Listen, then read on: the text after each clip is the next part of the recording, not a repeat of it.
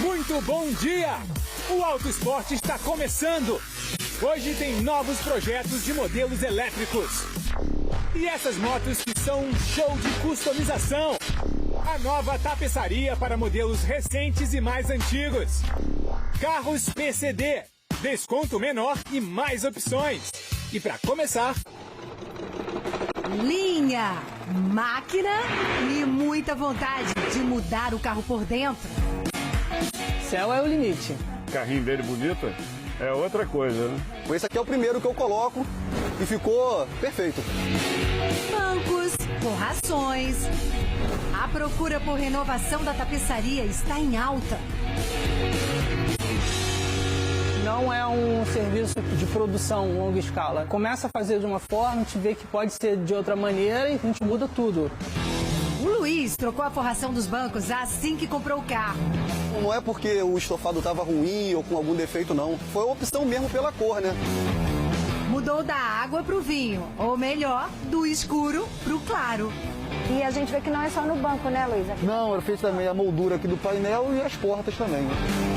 Ele fica muito escuro por dentro, o carro é branco, o estofado branco, fica mais clean, né? Se quiser mais cores ou estampas, pode escolher. Esse aqui é mais antiguinho, né? Dos anos 90, né? Esses aqui, Aham. o vermelho, o azul, que é o Laguna, e esses daqui são os atuais, os mais modernos. Bem procurados. Bem procurados, para fazer as personalizações. Essa padronagem, chamada tartan, é inspirada nos kilts, a vestimenta tradicional dos escoceses. Nos anos 50 e 70, essa forração foi incorporada aos carros esportivos alemães. Olha o cinto combinando com o banco. Corta, risca, cola. É um trabalho artesanal e com as estampas, vai com calma. Como tem várias cores, colorido, então tem que dar uma segurada aí na personalização também, na empolgação.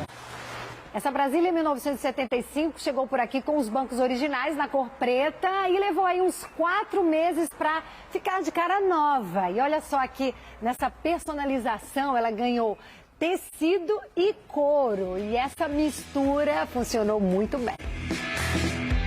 Couro bege, tartão verde. A tampa traseira acompanhou o estilo. O banco clássico é emprestado dos esportivos dos anos 80 e 90. E para os bancos desgastados, soluções próximas do original estão disponíveis. Tem um remendo aqui, né? Isso, aqui tem um remendo. Às vezes tinha um furo aqui, trocaram, usava o material das costas do banco para colocar aqui e fazer essa gambiarra. Porque realmente não existia esse tecido para reposição.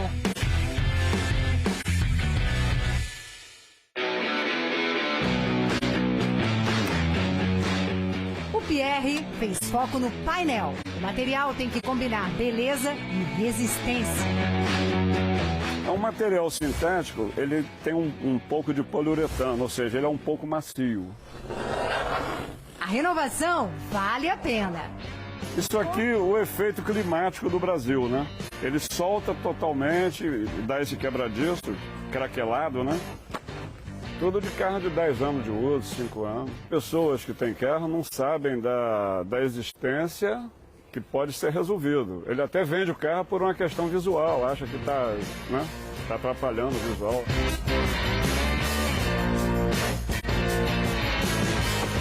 E é isso, é um sonho realizado, tanto da minha parte quanto do cliente, né?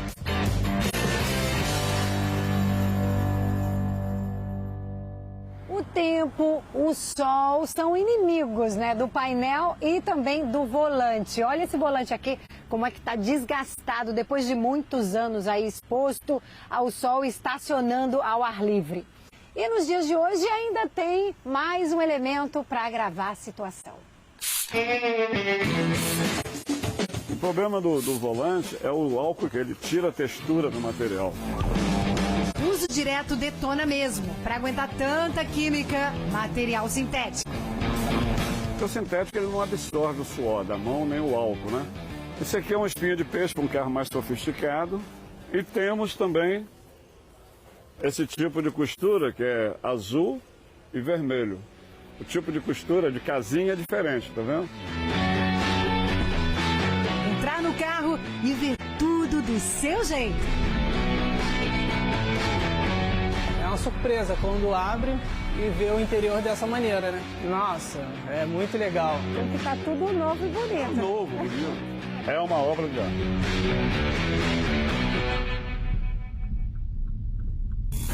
Daqui a pouco, modelos para PCD. Caminho livre para cor e pintura metálica. Falha no freio. Aqui, 2 fluidos de freio, porém um está contaminado e o outro não. Show em 2 rodas. Essa é a única moto no mundo que tem essa roda. Elétricos. São 292 cavalos na potência total. Jesus amado.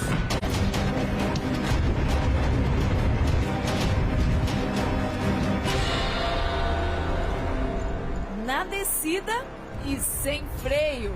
E com o que eu vou contar? Ó, primeiro, com a redução de marcha, ó, para entrar o freio motor e também, ó, a alavanca do freio de mão. A falha simulada aqui foi causada pela contaminação do fluido de freio com água.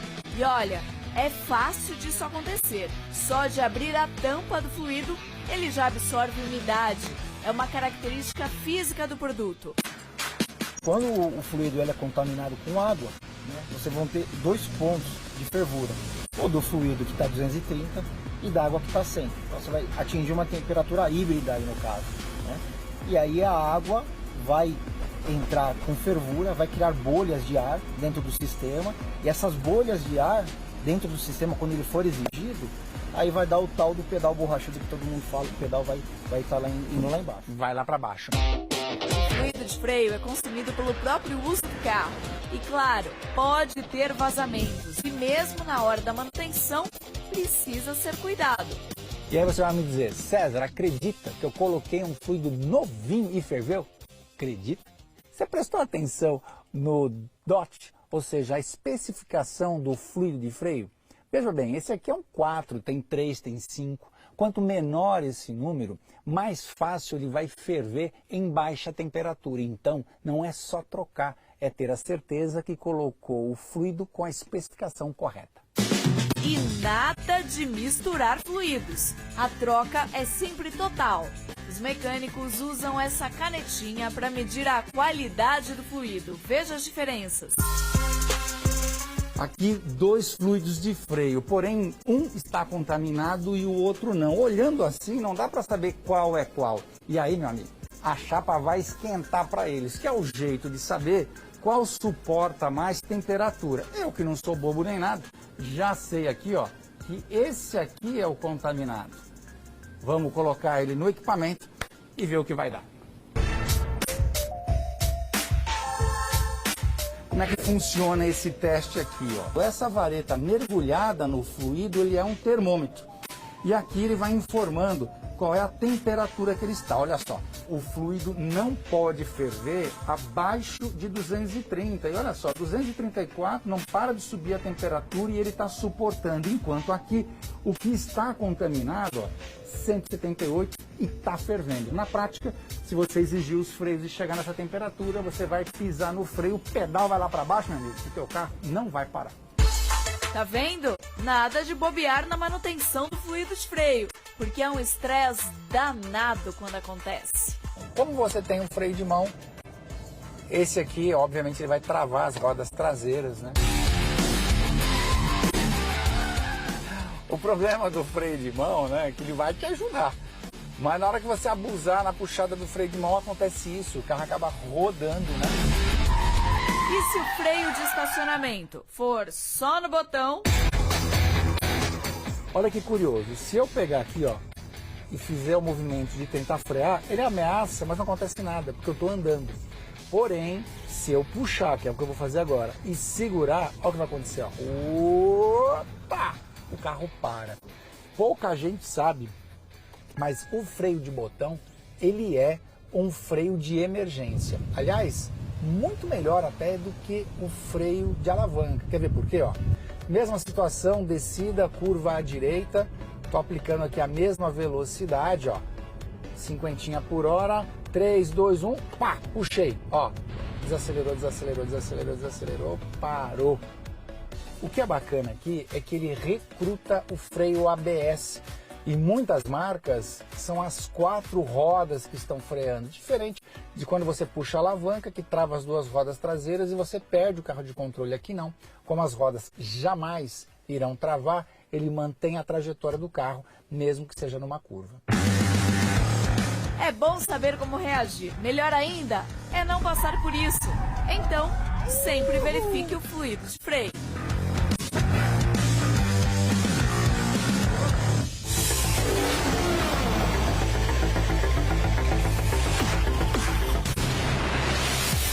Viajar! Esta vontade virou realidade para ver como marcas estão apostando em transformação no universo da mobilidade.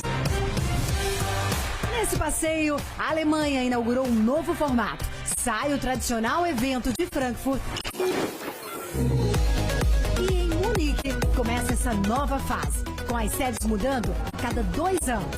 Com os casos de Covid em baixa e mais de 60% da população vacinada, a flexibilidade traz esse passeio por um mundo eletrificado. Esse aqui é o EQE, que ele é mais ou menos o equivalente a um Classe E, só que elétrico. A aposta deles é na tela, um ambiente assim bem limpo, né? Nada de botão, só tela mesmo. 2 motores elétricos, um motor em cada eixo. São 292 cavalos na potência total dessa versão que é a EQE 350. A preparadora está entrando na onda do carro elétrico, né? E o que se explica, né? Porque você consegue tirar muita potência do motor elétrico, com muito torque imediato, então tá todo mundo embarcando nessa, inclusive a MG. Tem carros de todos os tamanhos e repare como a história do automóvel é inspiração. É isso aí, a gente está aqui no Microlino, que é um projeto de reviver a Isetta, que foi o microcarro mais famoso dos anos 50, e há algum tempo já um suíço está com esse projeto de fazer uma nova Isetta, só que agora elétrica. Em novembro começa a produção em série, primeiro na Suíça e depois na Alemanha. E tem mais. O fabricante do Microlino diz que quer ver se encontra algum representante no Brasil que se interesse em montar o carrinho lá. O que seria uma coisa bem interessante, já que a Home Isetta foi o primeiro carro fabricado no Brasil, em 1956. Imagina se 65 anos depois alguém volta a montar o carrinho lá. Nessa de compactos, a Volkswagen traz o ID Life. O preço da Europa deve ficar em torno de R$120 mil. E com várias soluções que ajudam a reduzir o custo em relação ao irmão maior, o ID3. Ele é aberto com zíper. Ele é todo prático, tem soluções bem práticas de banco que dobra, o teto também abre. A plataforma é a mesma do ID3, só que com uma diferença fundamental. Esse carro tem motor dianteiro, enquanto o ID3 tem motor traseiro. Ele tem 4 metros de comprimento. Se o ID3 é uma espécie de sucessor elétrico do Golf, esse aqui seria o sucessor elétrico do Polo. E nessa onda de transformação, até o Smart está maior. Esse é o Concept No.1, fruto de uma parceria entre a Mercedes e a chinesa Geely. Semana que vem, mais modelos pra gente curtir. Daqui a pouco, customize e as oportunidades com os modelos PCD.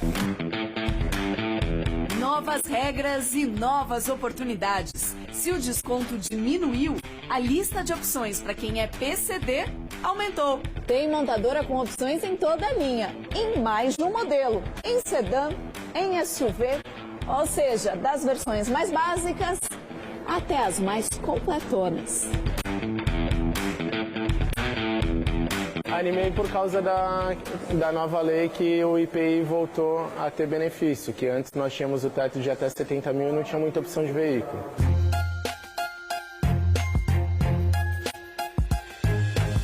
Essa história de isenções para PCD sofreu algumas alterações recentemente. Faz 12 anos que a gente tem esse limite de R$70 mil para o ICMS.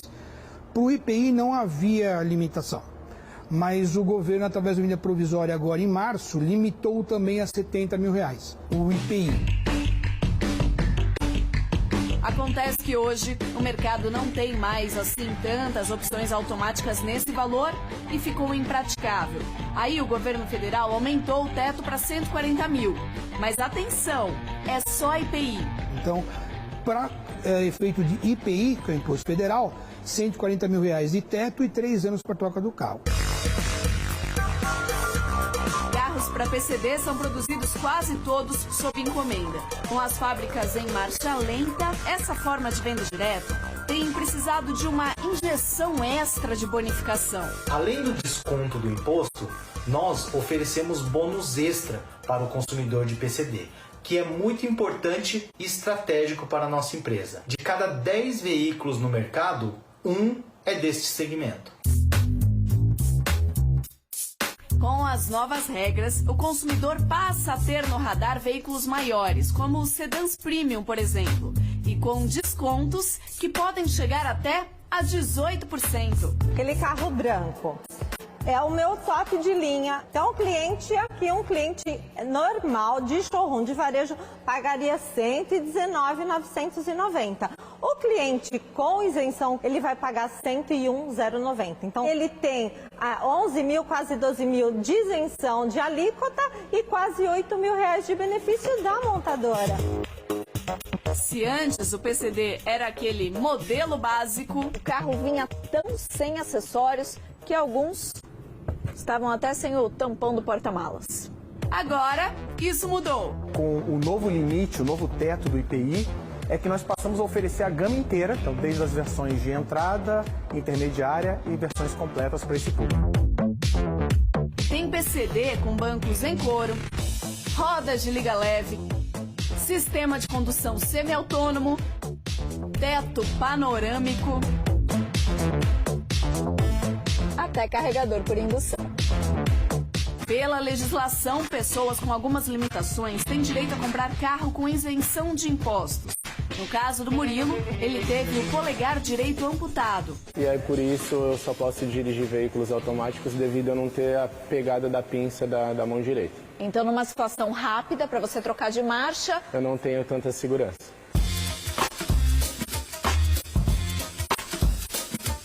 A habilitação PCD está associada a uma limitação de movimentos do motorista, não a uma lista de doenças. Essa é a grande lenda do setor, né? Não existe uma lista de doenças nem na legislação. O que existe são as sequelas, acarretando uma limitação física. A doença por si só não dá isenção. Por exemplo, muita gente tem hérnia de disco e é PCD. Mas isso não é uma regra. Depende de uma perícia médica que vai avaliar se isso comprometeu alguma função. Ele precisa ter alguma coisa que o incapacite, por exemplo, vai pisar num pedal da embreagem. Mas tem um ponto. Não são todos os carros dentro desse teto de 140 mil que estão saindo com desconto de IPI. Carro importado, por exemplo, a fabricante precisa de autorização da Receita Federal para conceder isenção. Então, pesquisar descontos é essencial. Mesmo com restrições, é um segmento que cresce. Em 2020, 15% dos carros vendidos foram para esse público, quase o dobro do ano anterior. É hora de trocar de carro. Chegou o momento.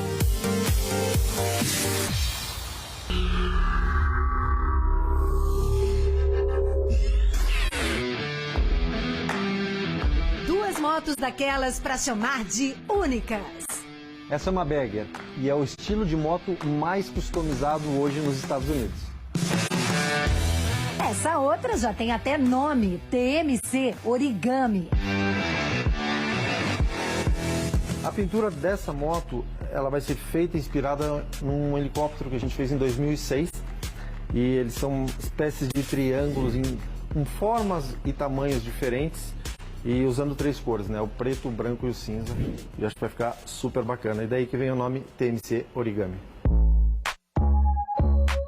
A parte que dá a forma dela, que o tanque e a linha do banco, ela vem numa linha bem suave, rente ao motor. Então a moto acabou ficando um pouco mais longa, mais baixa, com centro de gravidade mais baixo que de uma moto original. E a posição de pilotagem é extremamente boa. 2 projetos em que as rodas assumem um papel essencial na identidade visual das máquinas. Normalmente, todas as motos que a gente vê pelo mundo, tanto originais quanto customizadas, têm um padrão básico de roda, com medidas extremamente menores do que essas e num formato diferente. Elas têm um desenho muito parecido, que normalmente elas são fundidas ou então raiadas. Aqui, além dessas medidas fora de padrão, nós usamos 2 processos. São bem diferentes e para ter uma moto 100% exclusiva. Esse aqui é onde nós calandramos todo um alumínio especial de alta resistência e usinamos o desenho do centro e depois ele é soldado aqui. Isso aqui nas rodas que nós chamamos de 2D, que tem pouco ângulo e só ocupa o meio da roda. Vocês podem ver o ângulo de ataque é diferente.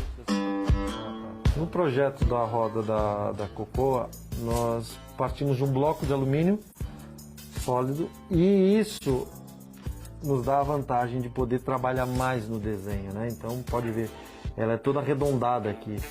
Então é uma roda realmente, você tem um 3D. Olha o cubo, fica integrado à roda, não é mais uma peça separada. E olha todo o desenho que a gente consegue fazer, as bordas bem mais arredondadas e dá muito mais profundidade na roda que uma roda normal. Modelos Harley Davidson serviram de base. Aqui uma Road King.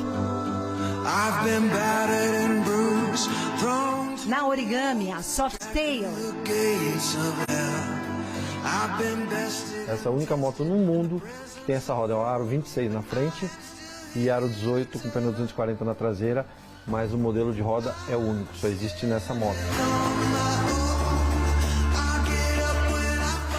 Toda a suspensão dianteira também foi desenvolvida por nós, monochoque, tudo, esses amortecedores, faróis. Então é uma moto que foi feita, a cada detalhe foi feita uma peça exclusiva. Os processos de customização são cheios de curiosidades. É uma roda aro 30, também tem um pneu especial. E daí você tem que mudar as bengalas, mesa, alterar o chassi. Então o ponto crucial desse projeto é esta roda dianteira, que aliás existem pouquíssimas no mundo desse tamanho. No computador as ideias ganham vida. E essa é a parte onde a moto começa a tomar uma forma física. Tá vendo? Aqui é o corpo dela, a carenagem. Então vem do computador, nós usinamos o projeto do computador em madeira. Sai uma peça de fibra, que é essa peça aqui, onde agora eles estão dando os acabamentos finos. Uma vez aprovada, testa na moto, deu ok, vai para a fabricação dessa mesma peça em fibra de carbono, que é a peça final. E depois, por último, pintura. Bem, eu gosto muito de automobilismo. A minha aproximação, minha amizade com o Tarso, me fez ter uma paixão um pouco diferenciada por motos. O Jean está com a moto nas mãos pela primeira vez. O Tarso sabe que eu gosto muito de coisa escura. E ele sabe também, além da minha paixão pelo Ayrton Senna, eu gosto um pouquinho ali do Batman, do Coringa. E a ideia dele foi levar uma coisa mais, não tão pastel, uma coisa mais escura, mais forte. E algo do meu tamanho também, né?